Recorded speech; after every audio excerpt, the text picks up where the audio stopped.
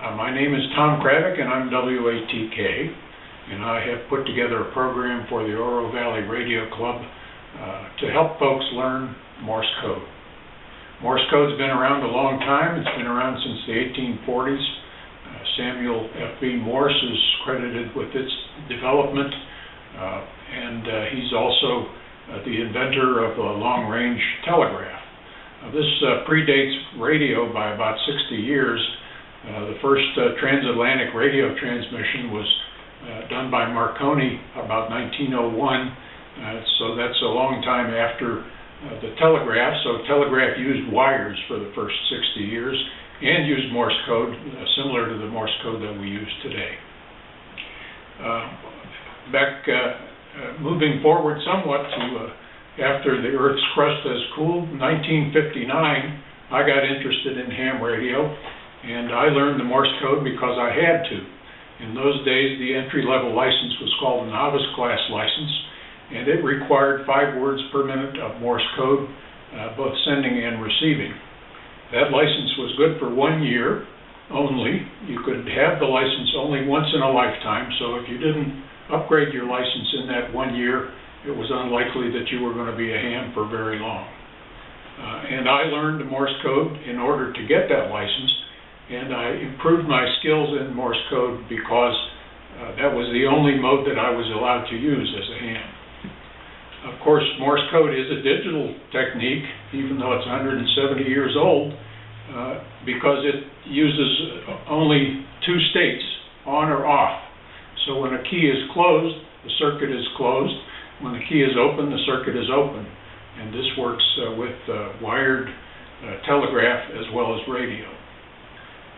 Radio, as we know it, came about in the 1920s, and the method for sending Morse code by radio involves a continuous wave, which is why hams refer to Morse code communication as CW. It's a continuous wave. It's an unmodulated carrier which is turned on and off. So, getting on to present time, seems to be a resurgence in the interest in Morse code, even though for some years now the FCC has not required Morse code to get a ham radio license. One thing that I find is true is that while Morse code can be learned, it cannot be taught. So if you want to learn Morse code, you really have to make a commitment. I think daily practice is necessary, and I think if you devote 10 minutes a day to practice, you can learn the Morse code in about 6 weeks. It's just like when you were a kid and you learned what letters looked like and sounded like, you have to learn what they sound like all over again. One thing that's important, you'll see lots of charts of Morse code, and the folks who don't know Morse code call these dots and dashes. I will never use that term again, and you shouldn't either. It's actually a short sound or a long sound. Those are the 2 sounds that you will hear on a Morse code transmission. And dot and dash do not convey short and long sounds. So a short sound by those who use Morse code is known as dit, and a long sound is da. And so the letter A, for instance, is dita, not dot dash. That will just confuse you. Don't ever use the terms dot and dash. So dida is A. And you don't need to know that now because you're probably going to learn the letters in a different order.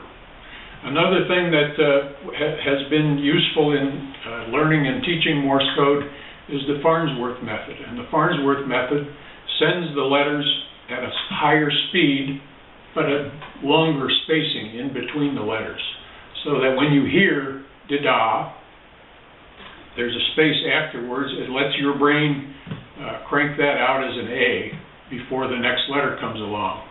But if it's spaced out very slowly, like dit, da, and then another letter immediately, it's just more difficult for your brain to process.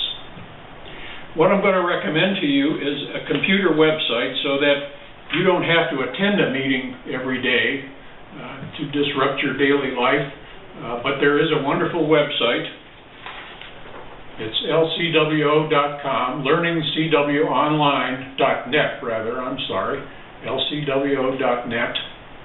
And this is a website that you can establish an account on, and you don't need to download any programs to your computer.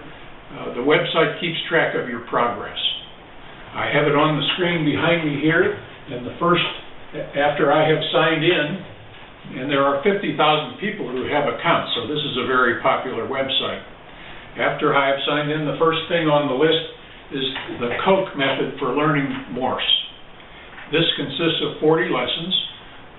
You just plug your headphone, which you probably have purloined from an airline flight, into your computer sound card, and it will generate Morse code at a speed that you decide on. Farnsworth method or not, I recommend that you use the Farnsworth method. There are 40 lessons. The first lesson starts with just 2 letters.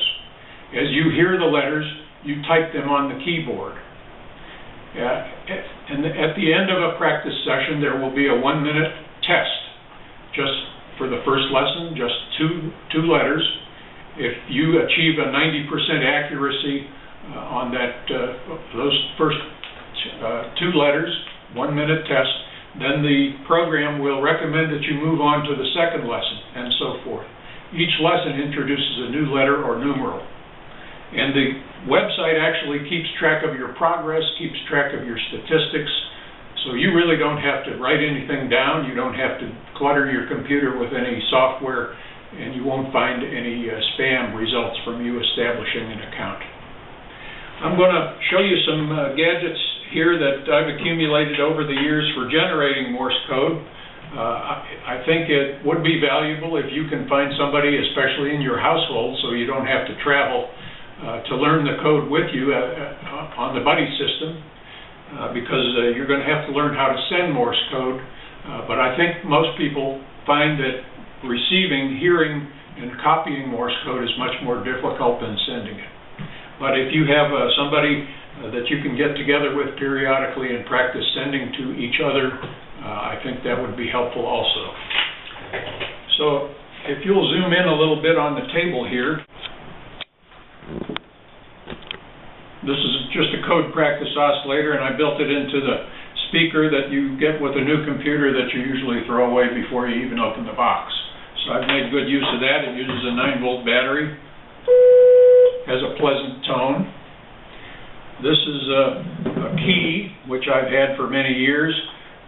You can get these nice wooden bases for $1 or $2 at Michael's craft store. And this uses just a little buzzer, which is available at Radio Shack for about $3, and a 9-volt battery.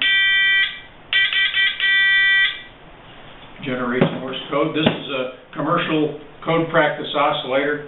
It's probably 20 or 30 years old. I got it on eBay for a couple bucks. If you really want to cheap out, you can make your own Morse code key out of a wooden clothespin, and this actually does work.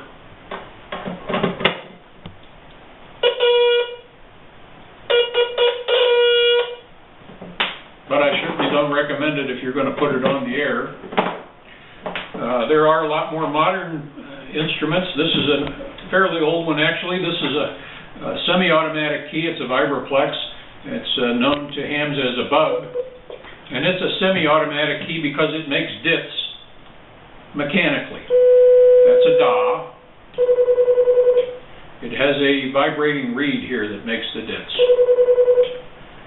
And I used one of these when I was a novice, but the electronic keyer came along, and my timing is such that I can't use the bug anymore and produce acceptable code. This is a paddle for a keyer.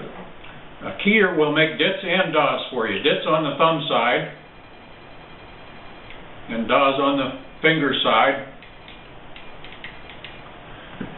This is a kit, actually. It's produced by Scorpion's QRP Radio Club in Phoenix, and it sells for about 35 bucks. It comes unfinished, and you just put it together.